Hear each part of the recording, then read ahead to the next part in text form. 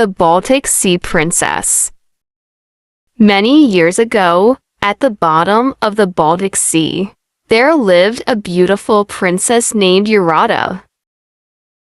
The walls and ceilings of her palace were made of amber, which made the water all around it glow almost as brightly as the sunshine that lit the land above. Urata played and sang with the other mermaids every day, but as she grew older, she wanted to swim further from home. Neptune, the mighty king of the sea, saw his daughter swimming away, and anger struck his royal heart. "Urata," he said to her, "I forbid you to swim towards the shore. You must never leave the water, not for the slightest moment." He ordered the mermaids to make sure that Urata always followed the rules. One day, the sun shone brighter than it had ever shone before. It was so bright that it made the amber palace look as dim as a shadow. The sun's rays reached down through the sea until they met the deep darkness of the seabed. They made glimmering patterns in the water, and those lured Urata to the surface. The princess forgot all about her father's orders. The mermaids called to her desperately, urging her to return home. Their efforts were in vain. Urata could not resist the shine of the sun's rays. Eventually, Urata broke through the surface and found herself beside a small fishing boat.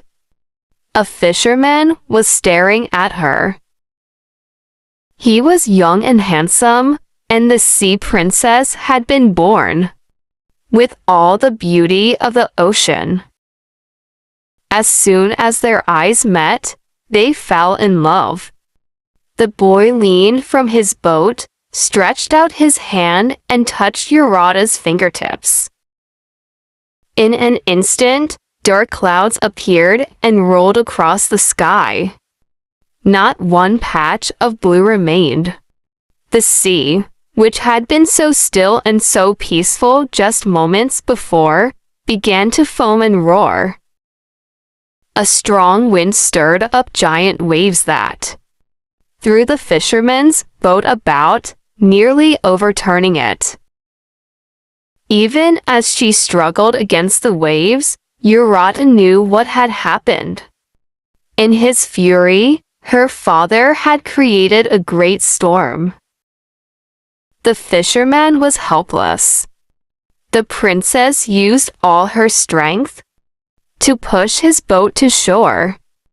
If she hadn't, then the boy would have drowned. His daughter's actions only enraged Neptune even more. He cast a spell to change his daughter into sea foam, and he destroyed her amber palace. You can see the foam on the waves of the Baltic Sea as they brush against the shore. Sometimes, after stormy weather, you can also find small pieces of amber on the sandy beaches. These are the remains of the beautiful underwater palace, which was once the home of Princess Urata, who disobeyed her father. Thank you for listening a beautiful story. Please subscribe, share and like.